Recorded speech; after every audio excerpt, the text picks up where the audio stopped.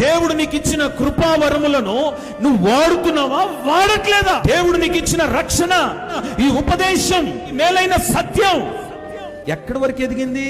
వాక్యం వింటున్నావు, బాగుపడుతున్నావు, స్వస్థత నందుతున్నావు, ఎదుగుతున్నావు, కానీ ముళ్ళ పొదల మధ్యలోనే ఉన్నావు.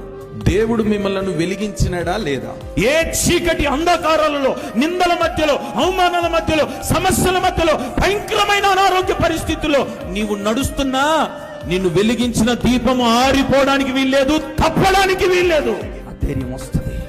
బంధువుల ద్వారా నీకు ఆ ధైర్యం రావచ్చు, నీ స్నేహితుల మూలముగా నీకు ఆ ధైర్యం రావచ్చు.